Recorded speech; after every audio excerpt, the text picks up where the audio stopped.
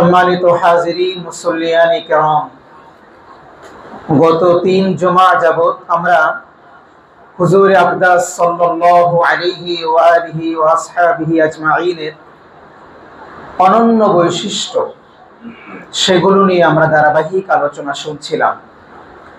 আমরা গত ৩ জুমা যে আলোচনাগুলো করেছিলাম ১ মিনিটে সংক্ষেপে আমি আপনাদের হেডিংগুলো বলে দিচ্ছি যেন আপনাদের আগামী আলোচনা বুঝতে সহজ হয়। আমরা প্রথমে বলেছিলাম আমার নবীর অনন্য বৈশিষ্ট্য বলতে গিয়ে যে মুহাম্মদুর রাসূলুল্লাহ সাল্লাল্লাহু তাআলা আলাইহি আজমাইনকে আল্লাহ তাআলা শুধুমাত্র কেবলমাত্র আঞ্চলিক নবী বানাননি, বরং আমাদের নবীকে আল্লাহ তাআলা বিশ্ব নবী বানিয়েছেন। ১। ২ নম্বরে আমরা বলেছিলাম প্রিয় নবীজি সাল্লাল্লাহু আলাইহি ওয়াসাল্লামকে নবী এবং রাসূল করার পাশাপাশি আল্লাহ তাআলা বিশ্ব নেতাও বানিয়েছিলেন। ৩ নম্বরে আমরা বলেছিলাম আমাদের নবীজিকে আল্লাহ তাআলা পুরো কোরআনে কারীমে তার মর্যাদা দিতে গিয়ে তার নাম মুহাম্মদ নামে একবারও আল্লাহ তাআলা ডাকেননি। ৪ নম্বরে আমরা বলেছিলাম বিশ্বনবী সাল্লাল্লাহু আলাইহি ওয়াসাল্লামের আগমনের মাধ্যমে নবুয়তের যে ধারাবাহিকতা এটা আল্লাহ তাআলা খতম করে দিয়েছেন। ৫ নম্বরে আমরা বলেছিলাম আমাদের নবীকে আল্লাহ তাআলা সব নবীদের উপর শ্রেষ্ঠ নবী বানিয়েছেন। এবং ৬ নম্বরে যেটা আমরা বলে শেষ করেছিলাম সেটা হলো আল্লাহ সুবহানাহু ওয়া তাআলা আমাদের নবীকে সাহিবুল কাউসার বানিয়েছেন, অর্থাৎ কাউসার অজস্র নিয়ামতের মালিক আল্লাহ তাআলা আমাদের নবীজিকে করেছেন। আজকে আমরা ৭ নাম্বার থেকে শুনবো ইনশাআল্লাহ। ৭ নাম্বার যে বৈশিষ্ট্যের কথা আমি আপনাদের খিদমতে আরজ করতে চাই সেটা হলো আল্লাহ তাআলা আমাদের নবীকে কিয়ামতের দিন সুপারিশকারী হিসেবে মনোনীত করবেন সবার আগে। সুবহানাল্লাহ বলেন। অর্থাৎ আল্লাহ রাসূল সাল্লাল্লাহু আলাইহি ওয়াসাল্লামের সুপারিশ ছাড়া কিয়ামতের ময়দানের বিচার কার্য আল্লাহ তাআলা শুরুই করবেন না। সুবহানাল্লাহ পড়বেন না? কেমন পাওয়ারফুল নবী আপনার আমার জন্য আল্লাহ তাআলা দিয়েছেন। আল্লাহু আকবার। কি পাওয়ারফুল নবী আপনার আমার জন্য আল্লাহ তাআলা দিয়েছেন যে কিয়ামতের ময়দানে আহকামুল হাকিমিন আল্লাহ তাআলা আরশে আজিমের মালিক বিচার কার্য শুরুই করবেন না যতক্ষণ পর্যন্ত আপনার আমার নবী আল্লাহর কাছে সুপারিশ না করবেন। সুবহানাল্লাহ। মুসলিম শরীফের বর্ণনায় নবীজি বলেন আনা সাইয়্যিদু আদম আনা সাইয়্যিদু ওয়ালদি আদম ইয়াউমাল কিয়ামাহ। কিয়ামতের দিন আল্লাহ পাক সকল আদম সন্তানদের নেতা আমাকে বানাবেন। সুবহানাল্লাহ বলবেন না? সকল আদম সন্তানদের নেতা যিনি হবেন তিনি কে? মুহাম্মদুর রাসূলুল্লাহ।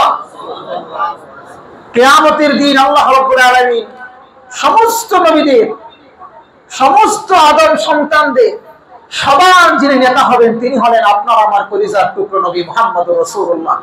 নবীজি বলেন ও আউয়ালু মা ইয়ানশাক্কু আনহুল কবর, এবং ইসরাফিলের যখন সিংহার ফু দিবে শেষ ফুয়ের যখন কবর থেকে মানুষগুলো আবার উত্থিত হবে কিয়ামতের ময়দানে থেকে যখন যাওয়া লাগবে, নবীজি সাল্লাল্লাহু আলাইহি ওয়াসাল্লাম বলেন সবার আগে কবর থেকে যেই মানুষটা উঠবে তিনি হলো তোমাদের নবী মুহাম্মদুর রাসূলুল্লাহ সাল্লাল্লাহু আলাইহি ওয়াসাল্লাম।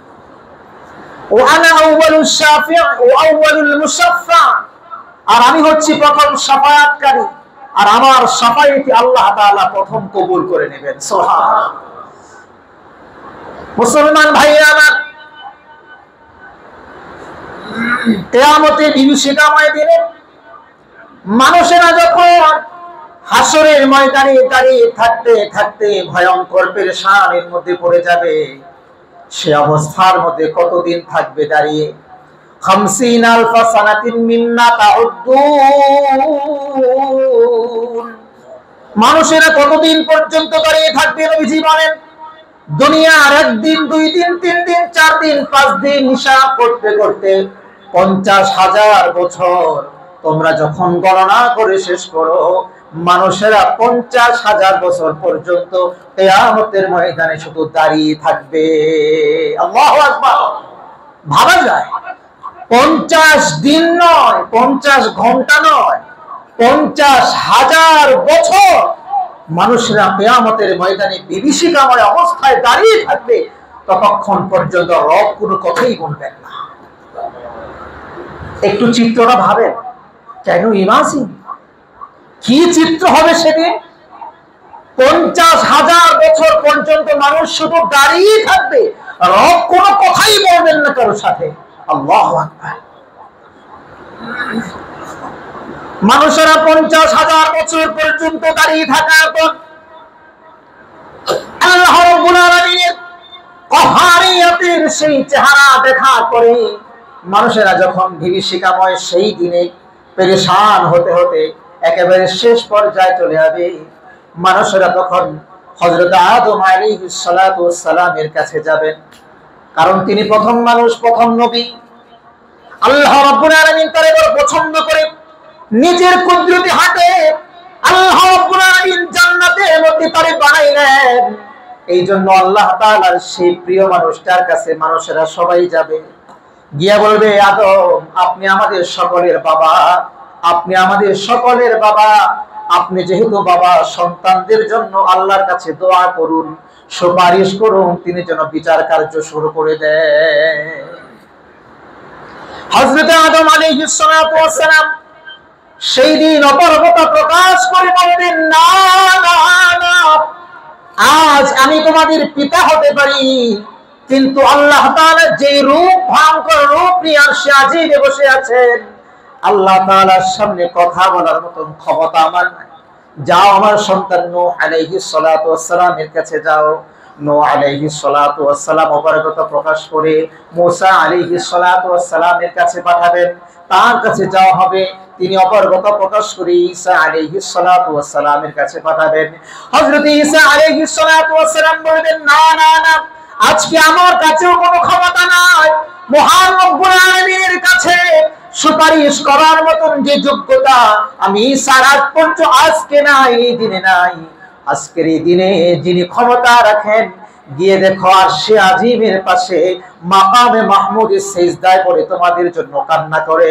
তাড়াতাড়ি যাও, মুহাম্মাদুর রাসূলুল্লাহ সাল্লাল্লাহু আলাইহি ওয়াসাল্লামের কাছে যাও, তিনি ছাড়া আজ আল্লাহর কাছে সুপারিশ করতে কেউ পারবে না। আমরা সেই নবীর উম্মত। লোকেরা যখন তাকে খুঁজতে লাগবে, আরশে আজিমের পাশে যাবে, আরশে আজিমের পাশে গিয়ে দেখবে মাকামে মাহমুদ, মাকামে মাহমুদ। এই মাকামে মাহমুদের মালিক কেবলমাত্র আমাদের নবী। সুবহানাল্লাহ বলেন। আল্লাহ তাআলা কোন নবীকে এই মাকামে মাহমুদের মালিক বানাবেন না, কেবলমাত্র আপনার আমার নবী দু জাহানের সরকারকে মাকামে মাহমুদের মালিক বানাবেন। আরশে আজিমের পাশের জায়গাটা আল্লাহ তাআলা তাকে দিবেন। সুবহানাল্লাহ। মাকামে মাহমুদের মধ্যে আল্লাহ তাআলার হাবিব সিজদায় পড়ে আছেন, লোকেরা সেখানে যাবে। যাওয়ার পরে লোকেরা যখন কথা বলবে, আরশে আজিমের মালিক আল্লাহ রাব্বুল আলামিন, তার খলিল মুহাম্মদুর রাসূলুল্লাহ সাল্লাল্লাহু আলাইহি ওয়াসাল্লাম লোকদের কথা শুনবেন, তারপর আবার তিনি সিজদায় লুটিয়ে পড়বেন। আল্লাহ রাব্বুল আলামিনের কুদরতি কদমে যখন সিজদা দিবেন, আল্লাহ তাআলার কুদরতি অন্তরের মধ্যে রহমতের একটা জোশ উঠে যাবে। রব্বুল আলামিন ডাক দিয়ে বলবে, ইরফা রাসাক ইয়া মুহাম্মদ সাল্লাল্লাহু আলাইহি ওয়াসাল্লাম, আপনার মাথা মোবারক আজকে উঠান, আজকে আর আপনাকে কাঁদতে হবে না। বহু কাঁদিয়েছি দুনিয়ার জীবনে, খন্দকে আপনি কেঁদেছেন, উহুদে আপনি কেঁদেছেন, বদরে আপনি কেঁদেছেন, কমপক্ষে আপনি অনেকগুলো জায়গায় কেঁদেছেন, তায়েফেও কেঁদেছেন, বহু জায়গায় আপনি কেঁদেছেন। ইসলামটাকে প্রসার করার জন্য, কিয়ামত পর্যন্ত ইসলামটাকে টিকিয়ে রাখার জন্য আপনি এই কয়টা দিনে যে পরিমাণ দুনিয়ার জীবনে কেঁদেছেন, আপনার কান্না দুনিয়ায় আমি দেখেছি। কিয়ামতে আজকের ময়দানে আপনি কাঁদবেন না, বরং আজকে আপনি বলতে থাকবেন, আমি আরশে আজিমের মালিকের পক্ষ থেকে কবুল হতে থাকবে। সুবহানাল্লাহ। আজ শুধু আপনি শুধুমাত্র বলবেন, যার জন্য আপনি সুপারিশ করবেন গো নবী, যার জন্য আপনি সুপারিশ করবেন, আপনি সুপারিশ করতে দেরি হবে, আমি আহকামুল হাকিমের সুপারিশ কবুল হতে আজ দেরি হবে না। ও নবীর ফারাসাক, মাথা আপনি উঠান, আজ আপনি কাঁদবেন না। বলুন কার কার জন্য সুপারিশ দরকার, আমাকে বলুন। সুবহানাল্লাহ বলবেন না? নবীজি আমার যখন বলতে লাগবেন, নবীজি আমার এক এক করে বলতে লাগবেন, প্রথমে সুপারিশ করবেন কিয়ামতের ময়দানের বিচার কার্য ফয়সালা করার জন্য। ফয়সালা হওয়া শুরু হয়ে যাবে। ও ভাই, এমনি ভাবে আমার নবীজির এক একটা উম্মতকে নবীজি চিনবেন, প্রত্যেকটা উম্মতকে নবীজি চিনবেন। জিজ্ঞেস করা হবে, সাহাবায়ে কেরাম জিজ্ঞেস করলেন, নবী আপনি কেমনে চিনবেন? আপনার নবী উম্মতগুলোকে কেমনে চিনবেন? এত মানুষের ভিড়ে, হাজার হাজার লক্ষ লক্ষ নবী উম্মতের ভিড়ে আপনার নবী আপনার উম্মতকে কেমন করে চিনবেন? নবীজি আমার উদাহরণ দিয়ে বলে, অনেকগুলো ঘোড়ার মাঝখানে, হাজার হাজার ঘোড়ার মাঝখানে যদি একটা সাদা চাঁদওয়ালা একটা ঘোড়া থাকে, এই ঘোড়াটাকে তোমরা চিনবা নাকি? সাহাবায়ে কেরাম ডাক দিয়ে বলে, হ্যাঁ হ্যাঁ, এটা তো খুবই সহজ চেনা, কারণ অনেক ঘোড়া একরকম, একটা ঘোড়া কেবলমাত্র ভিন্ন রকম, তারে চিনতে কোনো কষ্ট হবে না। নবীজি আমার ডাক দিয়ে বলে, এই রে আমার উম্মতকেও চিনতে আমার তেমন কোনো কষ্ট হবে না। উম্মত নামাজ পড়বে, কপালে আলো ঝলকাইতে থাকবে, উম্মত সেজদা দেবে, না কার কপাল সেজদায় লাগায় আলো আলো ঝলমল ঝলমল করতে থাকবে, আমি আমার উম্মত দেখে দেখেই চিনে নেব, এ আমার উম্মত, এ আমার উম্মত। সুবহানাল্লাহ। প্রিয় ভাইরা আমার, কিন্তু বুঝার একটা বিষয় হলো, আগে উম্মত হওয়া লাগবে। কি হওয়া লাগবে? আপনি আমি মনে করতেছি আমরা সবাই উম্মত, কিন্তু নবী বলেন না না, সবাই উম্মত না। সবাই কি না? আপনি দাবি করলে উম্মত হতে পারবেন না। আপনি আমি দাবি করলে উম্মত হতে পারবো না। নবীজি বলেছেন কিছু নিয়ম আছে, কিছু ফর্মুলা আছে, ফর্মুলাগুলো আপনাকে মানতে হবে, তবে আপনি উম্মত হতে পারবেন। নবীজি এক জায়গায় বলেছে, কেউ যদি বড়কে সম্মান না করে, ছোটকে স্নেহ না করে, আর আলিমদের ইজ্জত না করে, সে আমার উম্মত নয়। নবীজি আরেক জায়গায় বলেছেন, মান গাশশা ফালাইসা মিন্না, যে ব্যক্তি ধোঁকা দেয় সে আমার উম্মত নয়। এইভাবে রাসূল করিম সাল্লাল্লাহু আলাইহি সাল্লাম আপনাকে আমাকে উম্মত থেকে বহু আগে খারিজ করে দিয়েছেন, 1450 বছর আগে। এখন বুঝার বিষয় হলো, আমি আর আপনি উম্মত আছি কিনা? দাবি তো করে বসে আছি উম্মত, মনে হয় সবার আগে জান্নাতে চলে যাবো নবী সুপারিশ নিয়ে, কিন্তু সুপারিশ পাওয়ার জন্য প্রথম শর্ত হলো উম্মত হতে হবে। আর আপনি আর আপনি উম্মত আছে কিনা কোনো পর্যন্ত উলামায়ে কেরামের কাছে গিয়ে কোরআন এবং সুন্নাহ আলীকে কষ্টি পাথর দিয়ে ঘষা দিয়ে দেখতে হবে আমি স্বর্ণ কিনা তামা হয়ে আছি। যদি সোনা হয়ে থাকি তাহলে উম্মত। উলামায়ে কেরাম অর্থাৎ কোরআন এবং সুন্নাহর কষ্টি পাথরে ঘষা দিলে যদি আমি টিকে যাই তাহলে উম্মত, ভয় নাই। যদি না টিকেই তাহলে আমার ভয়ের কোনো শেষ। প্রিয় ভাইয়েরা আমার, মুহাম্মদুর রাসূলুল্লাহ সাল্লাল্লাহু আলাইহি ওয়াসাল্লাম কিয়ামতের ময়দানে এক এক এক এক করে উম্মত যারা আসবে, যাদেরকে উম্মত মনে হবে, হাকিকি উম্মত, তাদেরকে ধরে ধরে আল্লাহর নবী জান্নাতে পৌঁছে দিবে। আহা প্রিয় ভাই, এই জন্য উম্মত হওয়ার প্রয়োজন। কি হওয়ার প্রয়োজন? আমরা তো অনেকে নামাজ না পড়ে উম্মত দাবি করি না। রাসূল কি বলেছেন জানেন? যে নামাজ না পড়ে সে কুফরি করলো। এক হাদিসে রাসূল স্পষ্ট শব্দে বলেছেন সে কাফের হয়ে গেল। আমরা নামাজ না পড়েও কিন্তু কি উম্মত না? রাসূল কি বলেছেন? যে নামাজ পড়ে না সে কুফরি করলো। আরে কুফরি করে উম্মত থাকা যায়? হ্যাঁ, আহা, চালনি দিয়ে ছাকলে বোঝা যাবে কতজন উম্মতের খাতায় নাম লেখাতে পারি। কতজন উম্মতের খাতায় নাম লেখাতে পারি। আল্লাহ তাআলা আমাদেরকে সবাইকে প্রিয় নবীজির উম্মত হওয়ার যে ক্রাইটেরিয়া, এগুলো মেনে উম্মত হওয়ার তৌফিক দান করুন, পড়ি আমিন। আপনি আমি যে আল্লাহ তাআলার হাবিবের উম্মত হতে পেরেছি, আমরা খুশি না বেজার? জোরে একবার বলেন না আলহামদুলিল্লাহ। সম্মানিত ভাই, এটা হলো 7 নাম্বার। আমার নবী কি হবেন? সুপারিশকারী হবেন। 8 নাম্বার আমার নবীর বৈশিষ্ট্য হলো, আমার নবীর অনন্য বৈশিষ্ট্য, তিনি হচ্ছেন সেই ব্যক্তি যার মাধ্যমে আল্লাহ তাআলা জান্নাতের দরওয়াজা খুলে উদ্বোধন করবেন। সুবহানাল্লাহ। তার আগে তাবৎ জাহানের কোন মানুষকে আল্লাহ তাআলা জান্নাতে প্রবেশ করাবেনই না। দরওয়াজাই খুলবেন না। মুসলিম শরীফের হাদিস, প্রিয় নবীজি সাল্লাল্লাহু আলাইহি ওয়াসাল্লাম বলেন, আতি বাবাল জান্নাতি ইয়াউমাল কিয়ামাহ, কিয়ামতের দিন যখন আমি জান্নাতের দরজার কাছে যাব, গিয়ে যখন বলবো ফাস্তাফতিহ, জান্নাতের দরজা খোলো, জান্নাতে যে দারওয়ান থাকবে, দরওয়াজার যে দারওয়ান থাকবে, গেটের দারওয়ান, সে বলবে ফায়াকুলু মান আনতা, হাউ আর ইউ, তুমি কে, তুমি কে? রাসূল করিম সাল্লাল্লাহু আলাইহি ওয়াসাল্লাম নিজের পরিচয় তুলে ধরে বলবেন, আনা আকুলু আনা মুহাম্মদ, আকুলু আনা মুহাম্মদ সাল্লাল্লাহু আলাইহি ওয়াসাল্লাম। তিনি বলবেন পরিচয় দিয়ে, আরে আমি তো মুহাম্মদ সাল্লাল্লাহু। পরিচয় শুনে জান্নাতে দারওয়ান ফেরেশতা সেদিন বলবে, বিকা উমিরতু লা আফতাহু লি আহাদিন ক্বাবলাক, আরে আমি তো আপনার জন্যই এখন পর্যন্ত দাঁড়িয়ে আছি, কারণ আল্লাহ পাক আমাকে অর্ডার করেছেন আপনার আগে যেন কাউকে ঢুকতে না দিই। সুবহানাল্লাহ বলবেন না, আপনার আগে যেন আমি কাউকে ঢুকতে না দেই। সুবহানাল্লাহ।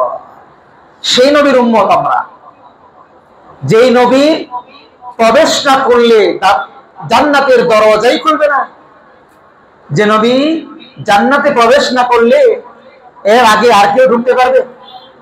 নবী এসেছেন পরে, জান্নাতে ঢুকবেন সবার আগে। সুবহানাল্লাহ বলে, আহারে কি নবীর উম্মত আমরা হতে পেরেছি। 9 নাম্বার, বিশ্বনবী সাল্লাল্লাহু আলাইহি ওয়াসাল্লামের অনন্য আরেকটি বৈশিষ্ট্য হলো তার চরিত্রের সার্টিফিকেট স্বয়ং আল্লাহ তাআলা দিয়েছেন। সুবহানাল্লাহ। আল্লাহ তাআলা কোন নবীর চরিত্রের ব্যাপারে স্পষ্ট শব্দ বলে আর কোন সার্টিফিকেট দেন নাই। সকল নবী পবিত্র ছিল, সকল নবী মাসুম ছিল, সকল নবীর চরিত্রের সার্টিফিকেট সবার ঊর্ধ্বে, কিন্তু আমার নবীর বেলায় আলাদা এক্সেপশনাল। সুবহানাল্লাহ বলবেন না? নবীজির ব্যাপারে আল্লাহ তাআলা কি বলছেন? কোরআনুল কারীমের 68 নম্বর সূরা, সূরাতুল কলাম 4 নম্বর আয়াত, আল্লাহ রাব্বুল আলামিন বলেন, ওয়া ইন্নাকা লাআলা খুলুকিন আযীম। সুবহানাল্লাহ। নবী গো, নিশ্চয়ই আপনি মহান চরিত্রের উপর প্রতিষ্ঠিত আছেন। আপনারে যারা বিভিন্ন কায়দায় ইলজাম দেওয়ার চেষ্টা করে, নানান কিছু বলে আপনাকে কষ্ট দেওয়ার চেষ্টা করে, এরা জানে না গো নবী, এরা জানে না আপনার চরিত্রের ব্যাপারে, তারা জানে না আমি আহকামুল হাকিমিন আল্লাহ, আমি আল্লাহ রাব্বুল আলামিন আরশে আজিমের মালিক, আমি আপনার চরিত্রের ব্যাপারে সার্টিফিকেট দিচ্ছি। সুতরাং দুনিয়ার কে বললো আর কে না বললো এটা কিছু যায় আসে? আওয়াজ করে বলেন, আজিম আল্লাহ তাআলার গুণবাচক একটি নাম, আল্লাহর নাম, আল্লাহর গুণবাচক নাম। এই মহান আল্লাহর গুণবাচক নামটি আল্লাহ তাআলা তার দোস্ত মুহাম্মদুর রাসূলুল্লাহ সাল্লাল্লাহু আলাইহি ওয়াসাল্লামের চারিত্রিক সার্টিফিকেট দেওয়ার জন্য ব্যবহার করে দিয়েছেন। সুবহানাল্লাহ। কি সম্মান আল্লাহ তাআলা আপনার আমার নবীকে দান করেছেন। চরিত্রের ব্যাপারে কি বলবেন আপনি, কি বলবেন? এজন্যই তো আল্লাহ বলেছেন, লাকাদ কানা লাকুম ফি রাসূলিল্লাহি উসওয়াতুন হাসানাহ। দুনিয়ার মানুষ যদি আদর্শ খুঁজতে চাও, দুনিয়ার মানুষ যদি কারো আদর্শ তোমাদের ফলো করার প্রয়োজন বোধ করো, তাহলে আমার নবী মুহাম্মদুর রাসূলুল্লাহ সাল্লাল্লাহু আলাইহি ওয়াসাল্লাম তোমাদের জন্য কি এজ এ চিলড্রেন, কি একজন বাচ্চার জন্য তুমি আদর্শ খুঁজো, as a younger, as a father, as a teacher, as a husband, as a leader, কার জন্য আপনি খুঁজবেন? As a grandfather, as a teacher, as a politician, as a commander, as a president, আপনি কার জন্য খুঁজবেন? As a founder of the society, Muhammad sallallahu alayhi wasallam is the superman of the world. Subhanallah. আমার নবী এই পৃথিবীর সবচেয়ে বেশি সুপারম্যান। আপনি তার কাছে যান, যে কোনো বিষয় নিয়ে আপনি তার কাছে যান, তার জীবনীতে যান, তার বায়োগ্রাফিতে যান, দেখবেন সমাধান আছে। সুবহানাল্লাহ বলেন। আপনি কোন জিনিসের প্রয়োজন, কোন জিনিসটা আপনার ফলো করার প্রয়োজন, কোন জিনিসের আদর্শের আপনার প্রয়োজন, শিশুকাল থেকে শুরু করে বৃদ্ধকাল পর্যন্ত, দাওয়াতের ময়দান থেকে শুরু করে যুদ্ধক্ষেত্র পর্যন্ত আপনার কোন জায়গায় প্রয়োজন, ব্যবসার নীতি থেকে শুরু করে, চাকরি থেকে শুরু করে, দাস দাসী পালন থেকে শুরু করে, মনিবের থেকে শুরু করে, এমন কোন জায়গা নেই, এমন কোন সেক্টর নেই যে সেক্টরে মুহাম্মদুর রাসূলুল্লাহ সাল্লাল্লাহু আলাইহি ওয়াসাল্লামের আদর্শ নেই। এ হলেন আমার নবী।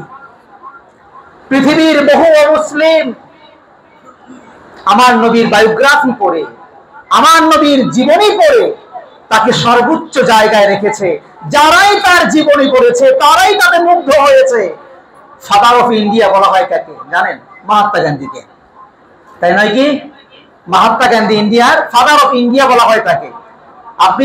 তিনি কি কমেন্টস করেছেন জানেন আমার নবীর জীবনী পড়ে? আপনি গুগলে সার্চ করবেন comment of Mahatma Gandhi about Muhammad সাল্লাল্লাহু আলাইহি ওয়াসাল্লাম, এটা লিখে আপনি সার্চ করবেন, দেখবেন যে তার তিনি কি কমেন্ট করেছেন আমার নবী সম্পর্কে চলে আসবে। তিনি বলেছেন, এতদিন শুনেছি ইসলাম নাকি তরবারির মাধ্যমে এসেছে। একটা হিন্দুর কথা, মহাত্মা গান্ধীর কথা। এতদিন শুনেছিলাম মুহাম্মদ রাসূলুল্লাহ সাল্লাল্লাহু আলাইহি ওয়াসাল্লামের বায়োগ্রাফি পড়ার আগে, জীবনী পড়ার আগে তিনি বলছেন জীবনী পড়ার পরের চিত্র, যে এতদিন শুনেছিলাম যে ইসলাম নাকি তরবারির মাধ্যমে এসেছে, কিন্তু মুহাম্মদ সাল্লাল্লাহু আলাইহি ওয়াসাল্লামের জীবনী পড়ে বুঝলাম পৃথিবীতে ইসলাম তরবারির মাধ্যমে আসে নাই, বরং ইসলাম এসেছে মুহাম্মাদের চারিত্রিক সুভাষ দিয়ে। সুবহানাল্লাহ। আমি কয়েকজনের কথা বলবো। বৌদ্ধদের শীর্ষ নেতা দালাই লামা। এই দালাই লামা তিনি তিব্বতের প্রধান ধর্মীয় গুরু। তিনি আমার নবী সম্পর্কে যে কমেন্টস করেছেন আপনি শুনেন। প্রফেট মুহাম্মদ সাল্লাল্লাহু আলাইহি ওয়াসাল্লাম life is the best example for the entire humanity. তিনি বলছেন নবীজি মুহাম্মদ সাল্লাল্লাহু আলাইহি ওয়াসাল্লামের জীবনীতে রয়েছে মানুষের জন্য সবচেয়ে অনুপম দৃষ্টান্তের নমুনা। সুবহানাল্লাহ। তিনি আরেক জায়গায় কমেন্ট করে বলে, we should follow the path which shown the prophet Muhammad sallallahu alayhi wasallam to get global peace. দুনিয়ার মানুষ যদি শান্তি পেতে চায় তাহলে সবার উচিত মুহাম্মদ সাল্লাল্লাহু আলাইহি ওয়াসাল্লামের দেখানো পথে চলা। সুবহানাল্লাহ। আহারে, কারা বলছে? অমুসলিমরা বলছে। খ্রিস্টানদের, আমি তো প্রায় কথা বলে থাকি, খ্রিস্টানদের মধ্যে থেকে একজন অনেক বড় লেখক ছিল মাইকেল এইচ হার্ট। তিনি একটি বই লিখেছিলেন দ্য 100। এই দ্য 100-এ যিনি লিখেছেন 100 মনীষীর জীবনী তিনি লিখেছেন। একদম রুজা ওয়াল থেকে শেষ তার সময়কাল পর্যন্ত যত মনীষী পৃথিবী থেকে গুজরিয়ে গিয়েছে, চলে গিয়েছে, তার মধ্য থেকে বাছাই করা সকল দিক বিবেচনায় তিনি 100 জনের নাম লিখেছেন। সবার আগে যার নাম তিনি লিখতে বাধ্য হয়েছেন তিনি আমার আপনার কলিজার টুকরো নবী মুহাম্মদুর রাসূলুল্লাহ। তিনি খ্রিস্টান ধর্মের বিশ্বাসী, অথচ প্রথম সিরিয়ালি আনলেন আমার নবীকে। আপনি কি মনে করেন কাকতালীয় ভাবে নিয়ে আসছেন বা এমনি সাজাইতে গিয়ে নিয়ে আসছেন? এরকম কিছু মোটেও নয়। বরং মুহাম্মদ সাল্লাল্লাহু আলাইহি ওয়াসাল্লামের নাম যখন সবার আগে দেওয়া হলো, খুদ খ্রিস্টান পাড়ায় শোরগোল সৃষ্টি হয়ে গেল। কি করলাম? তুমি একজন খ্রিস্টান ধর্মীয় ব্যক্তি, তুমি তোমার পাদ্রীদের নাম না রেখে, তুমি তোমার ধর্মের গুরুর নাম না লিখে, তুমি মুসলমান ধর্মের প্রধান মুহাম্মদ সাল্লাল্লাহু আলাইহি ওয়াসাল্লামের নাম যে সবার আগে লিখলা, ব্যাপারটা কি? তিনি বললেন, তোমরা তার জীবনী পড়োনি, এই জন্য এই কমেন্টস করেছো। সুবহানাল্লাহ বলবেন না? তোমরা তার জীবনী পড়োনি, সেজন্য এই কমেন্টস করেছো। তোমরা তার জীবনী পড়ে দেখো, তিনি একমাত্র ব্যক্তি যিনি ধর্মীয় এবং জাগতিক সকল বিষয়ে সফলতার দৃষ্টান্ত এই পৃথিবীতে রেখে গিয়েছেন, যার সমকক্ষ আমি আর কাউকে খুঁজে পাই নাই।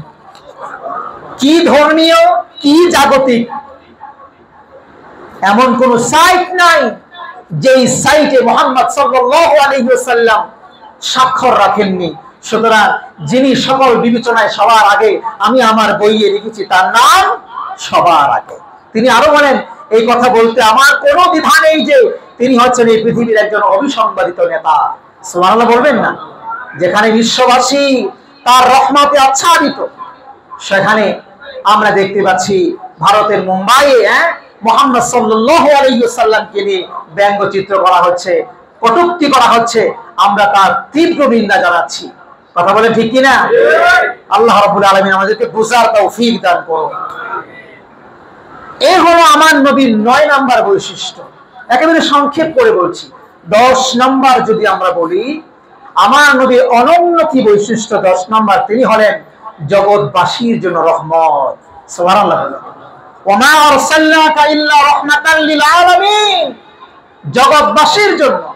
কি হিন্দু, কি বৌদ্ধ, কি খ্রিস্টান, কি অন্যান্য ধর্মাবলম্বী, কি গাছ, কি মাছ, কি তরুলতা, কি জড়বস্তু আর কি জীববস্তু, সবার জন্য যিনি রহমত, তিনি কে? মুহাম্মদুর রাসূলুল্লাহ সাল্লাল্লাহু আলাইহি ওয়াসাল্লাম। প্রিয় ভাইরা, এই নবী আমাদের ঈমান। এই নবী আমাদের কি বলে?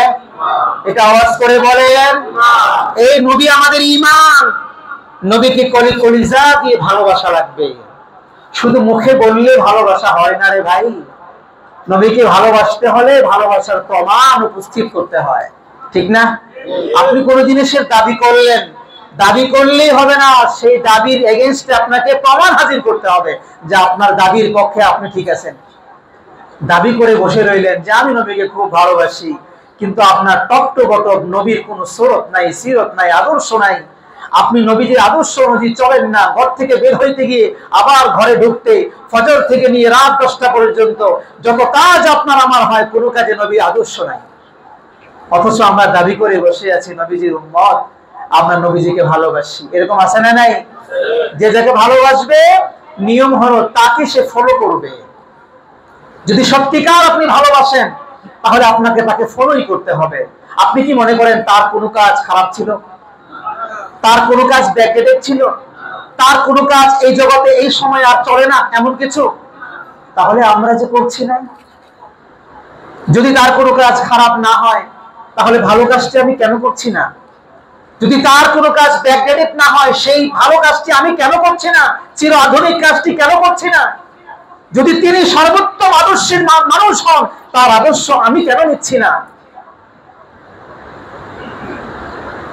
আল্লাহ তাআলা আমাদেরকে বুঝার তৌফিক দান করুন, পড়ি আমিন। প্রিয় ভাইরা, তিনি সাইয়্যিদু ওয়ালদি আদম, আদম সন্তানদের তিনি নেতা, তিনি শাহীদুন, তিনি কিয়ামতের ময়দানে আপনার আমার জন্য সুপারিশকারী হবেন।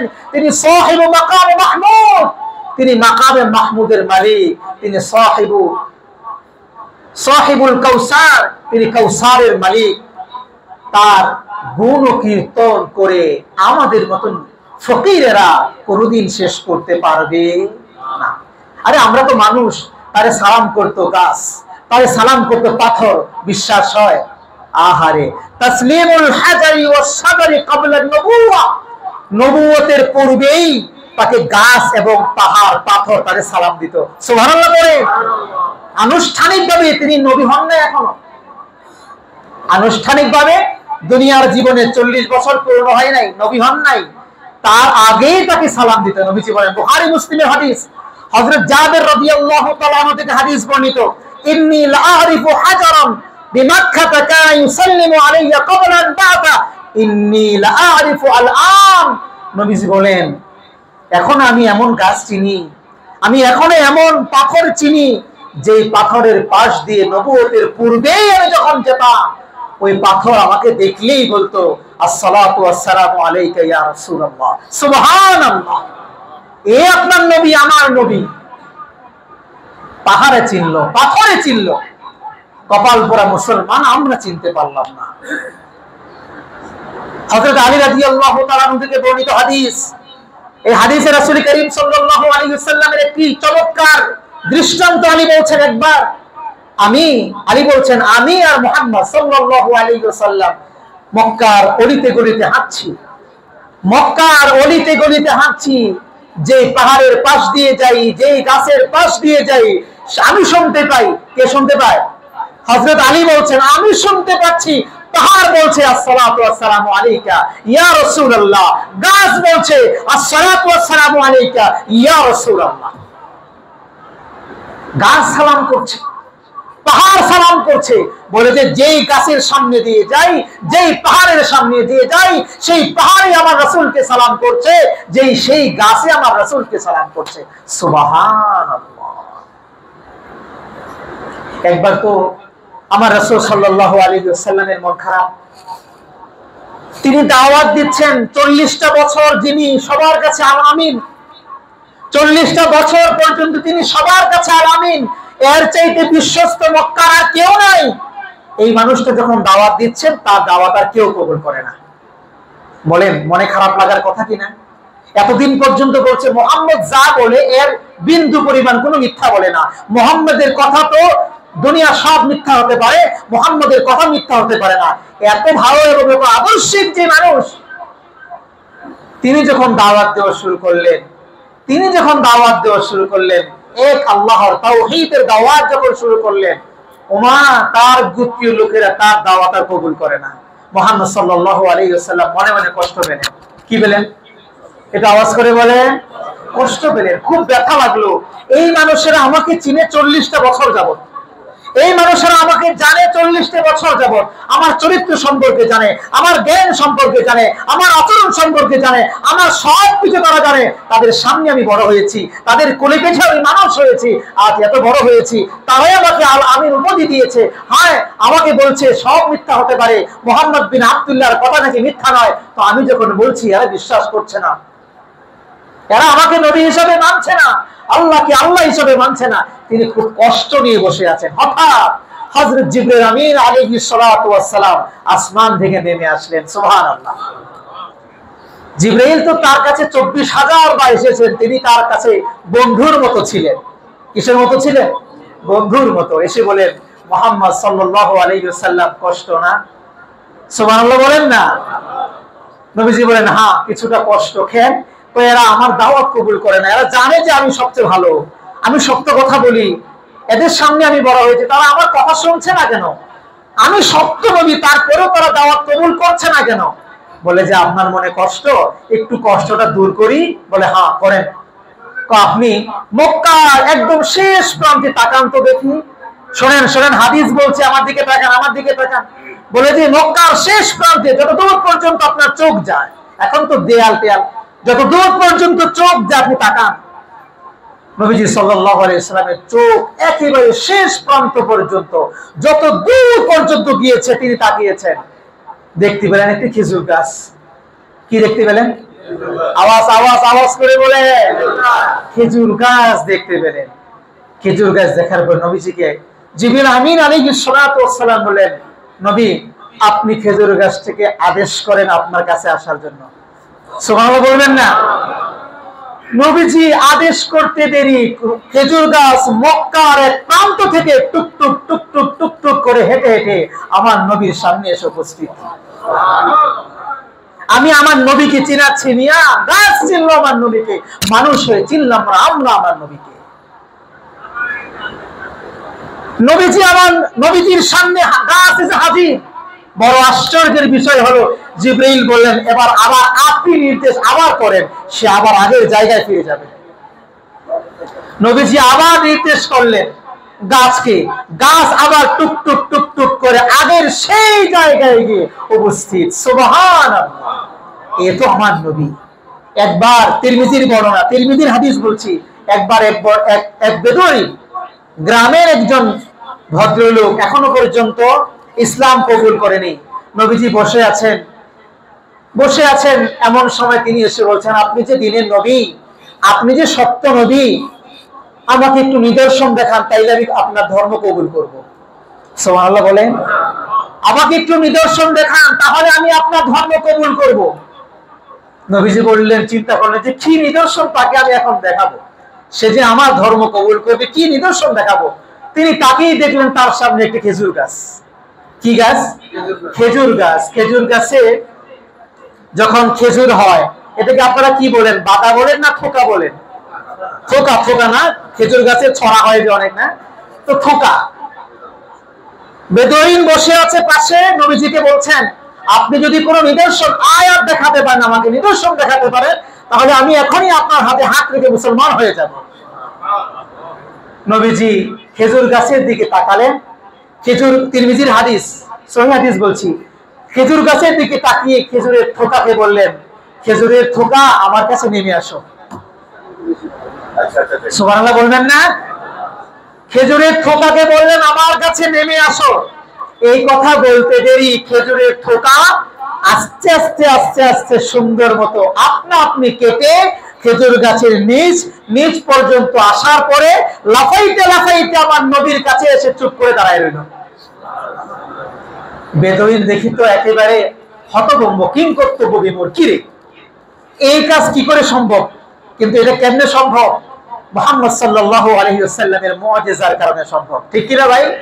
তার মুজিজা, রাসূল করিম সাল্লাল্লাহু আলাইহি ওয়াসাল্লামের মুজিজা। এখানে আসার পরে নবীজি আবার খেজুরের থোকাকে বললেন, তিরমিজি বর্ণনা, আবার বললেন যাও তুমি আবার আগের জায়গায় ফিরে যাও। সে আবার খেজুরের বাদা, খেজুরের থোকা, খেজুরের ছড়া টুক টুক টুক টুক করে আবার খেজুর গাছে উঠে আগের জায়গায় আটকে গিয়েছে। সুবহানাল্লাহ। এই দৃশ্য দেখার পরে বেদুইন মুহাম্মদ সাল্লাল্লাহু আলাইহি ওয়াসাল্লামের হাতে হাত রেখে কালিমা পড়ে মুসলমান হয়ে যায়। সুবহানাল্লাহ। প্রিয় ভাইরা আমার, এই হলো আমার নবী অনন্য কিছু বৈশিষ্ট্যের কথা। আমি আরো বলবো, নবীজির সিরাত আপনারা বায়োগ্রাফি বই কিনে পড়তে আপনাদের কষ্ট হয়, তা আমি কিছু বায়োগ্রাফি শোনাই। কি বলেন? সামনের দিনগুলোতে ইনশাআল্লাহ, আজকে শেষ করে দিব, সামনে ইনশাআল্লাহ নবীজি সাল্লাল্লাহু আলাইহি ওয়াসাল্লামের জীবনের বিভিন্ন দিক নিয়ে আমি আরো কিছু জমা খুতবা দেব, শুনবেন আপনারা? আল্লাহ তাআলা আমাদেরকে শোনান এবং সেখান থেকে আমাদের জন্য শিক্ষণীয় যে বিষয়, সেগুলো বিষয় থেকে আমাদের শিখার, আমল করার তৌফিক দান করুন।